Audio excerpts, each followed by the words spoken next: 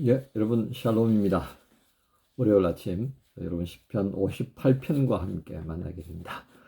예, 시편 58편 1절부터 마지막 절까지 11절까지네요. 함께 말씀 공부하십시다. 통치자들아 너희가 정의를 말해야 하거늘 어찌 잠잠하냐. 인자들아 너희가 올바르게 판결해야 하거늘 어찌 잠잠하냐. 아직도 너희가 중심에 악을 행하며 땅에서 너희 손으로 폭력을 달아주는도다. 악인은 모태에서부터 멀어졌으며 나면서부터 곁길로 나아가 거짓을 말하는도다. 그들의 독은 뱀의 독 같으며 그들은 귀를 막은 귀머거리 독사 같으니 술사에 홀리는 소리도 듣지 않고 능숙한 술객의 요술도 따르지 아니하는 독사로다. 하나님이여 그들의 입에서 이를 꺾으소서. 여호와여 젊은 사자의 어금니를 꺾어내시며 그들이 급히 흐르는 물같이 사라지게 하시며 겨누는 화살이 꺾임 같게 하시며 소멸하여 가는 달팽이 같게 하시며 만삭되지 못하여 출생한 아이가 햇빛을 보지 못함 같게 하소서.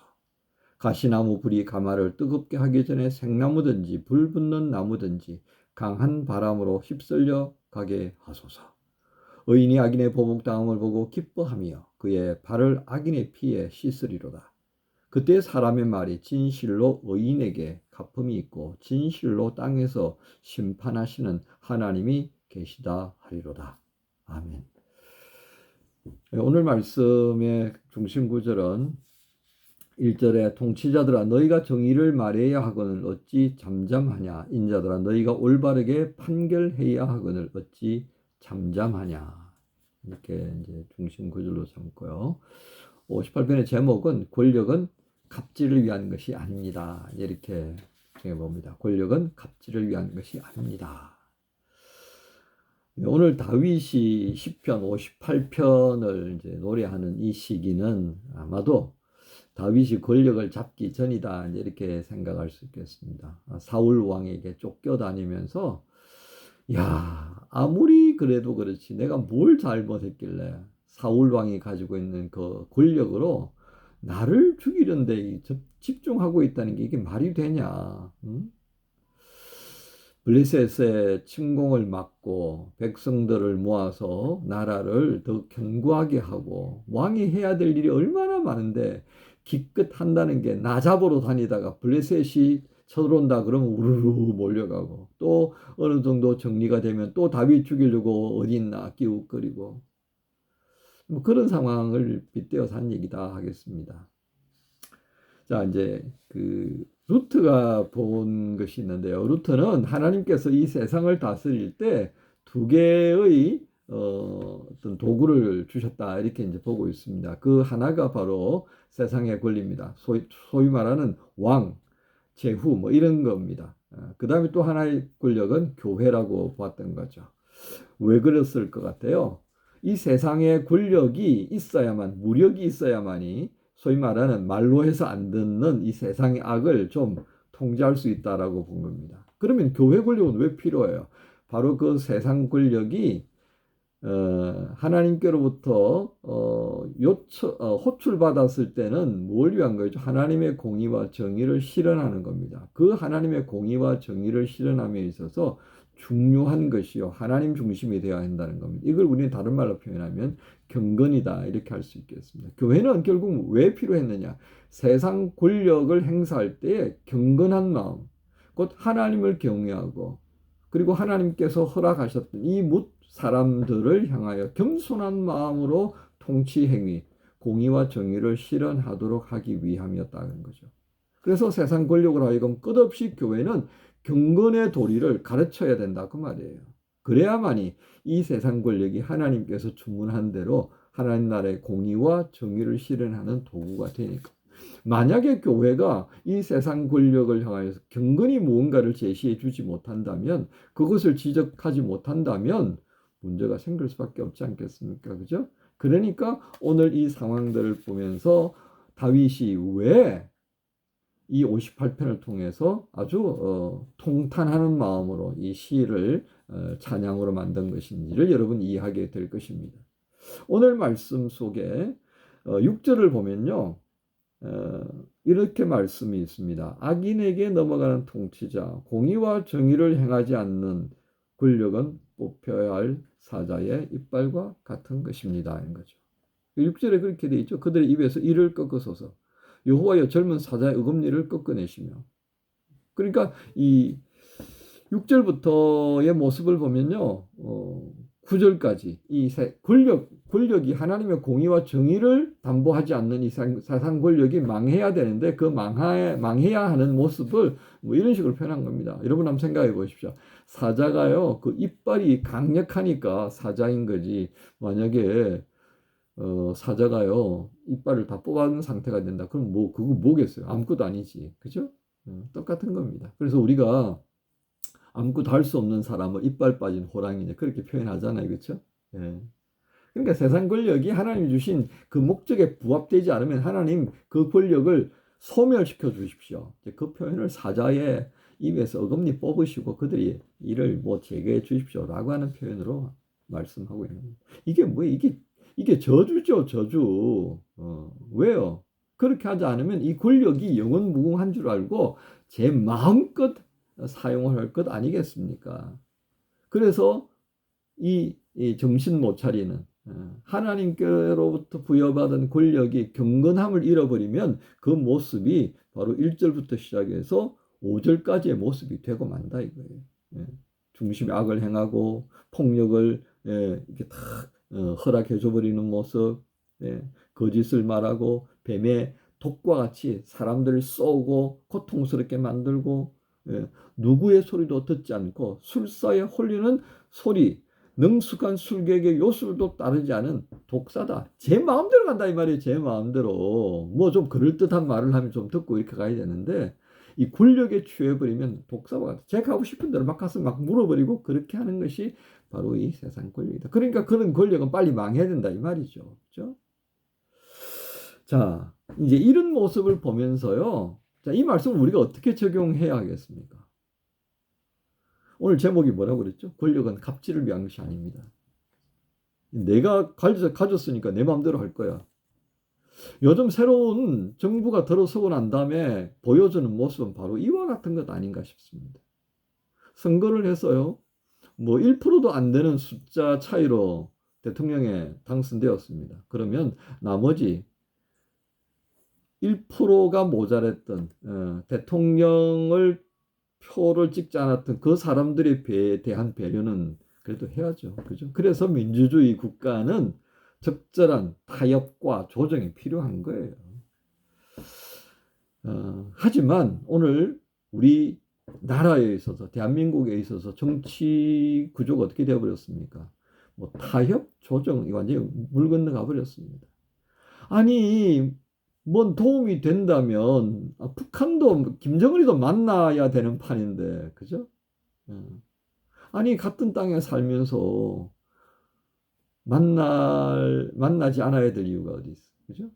야당 당수라는 그 직책으로 만나야죠. 무엇이 고소 고발건 들어가고 안 들어가고 하나도 관계없어요. 어쨌든 국민 49점 몇 프로가 그 사람을 대통령 당선자보다 약간 못하게 투표한 거는 우리가 생각을 해야 하지 않아요? 이게 이제 생각의 차이라고 하는 것입니다. 나하고 생각이 다르면 적으로 돌려버리는 그건 안 되죠. 지금 정치 구조에 있어서 야당과 여당의 타협, 뭐 조정 이거 없는 것 같아요. 강대강으로 가고 있습니다.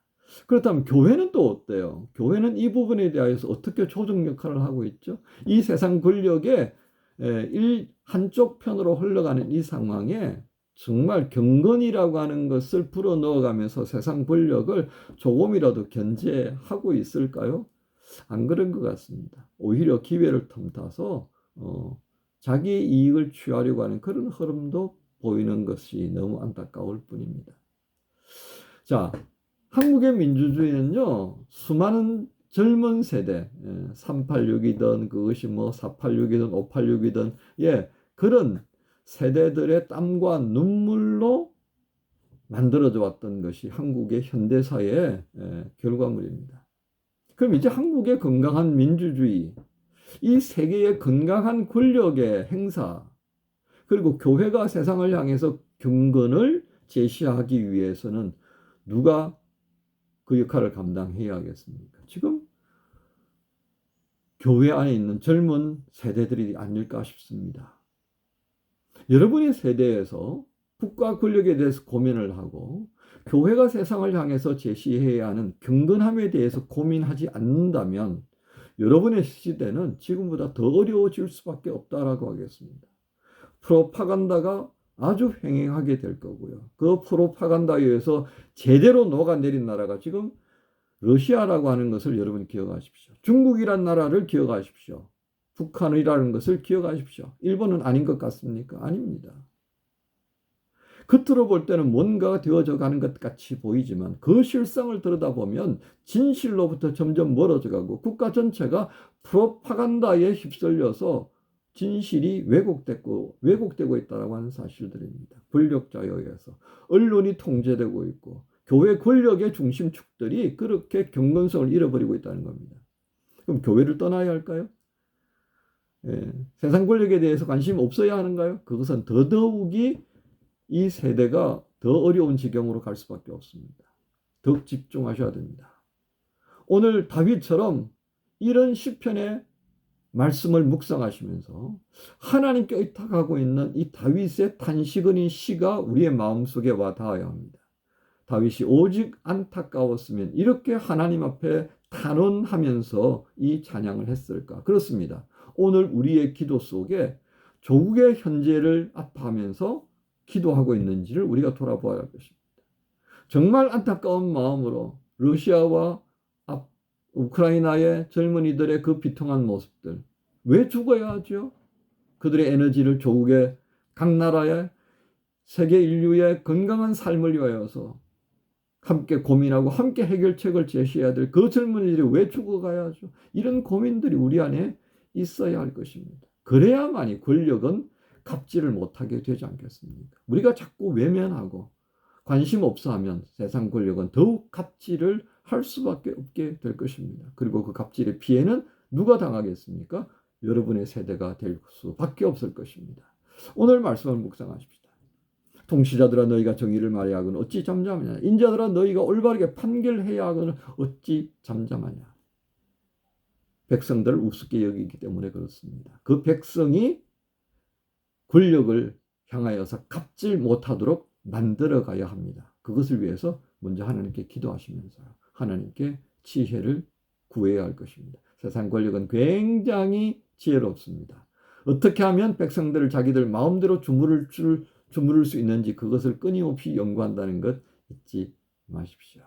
그래서 하나님 앞에서 우리가 지혜를 구하며 어떻게 하면 이 세상 권력을 제어할 수 있도록 우리의 마음을 모아갈 것인가 하나님 앞에 기도하며 하나님의 공의와 정의가 이 땅에 실현될 수 있도록 끝없이 교회가 가야 할 거기를 고민하면서 기도하는 그리고 미래를 준비해 나가는 세대들이 되어야 할 것입니다. 그 세대에게 기대하시는 하나님의 마음을 다시 한번 헤아리시면서 이 월요일 힘있게 시작한 여러분 모두를 우리 주님 예수님 이름으로 축복합니다. 하나님 감사합니다. 오늘 주신 말씀을 의지하여서 갑질하지 않는 권력, 참으로 하나님께서 기대하신 것처럼 하나님 나라의 공의와 정의를 실현하기 위해서 일하는 권력이 될 수 있도록 주님 저희가 고민하기 원합니다. 경건함을 제시할 수 있는 이 시대의 젊은 그리스도인으로서의 삶을 끝까지 감당해낼 수 있도록 주님께 지혜 구합니다. 인도하여 주옵소서. 감사합니다. 예수님 이름으로 기도합니다. 아멘. 하나님 나라는 어떤 곳일까? 아픔과 슬픔이 없는 나라인가요? 하지만 이곳은 그렇지 않은 것. 하나님 나라에 살고 싶어요. 하나님 나라는 이곳이란다. 여전히 아프고 슬픈 이 기쁨이 여전히 있는 걸. 우리가 하늘과 땅의 통로야. 이 땅에서 하늘 뜻을 품고 사는 자들, 믿음으로 하늘 뜻을 보여주는 자들, 보내어진 자리에서 동참하는 자들, 믿음으로 주님 보길 소망하는 자들, 하나님이 세상을 지으사 회복하고 통치하시는 주님이 이곳에 나타나시는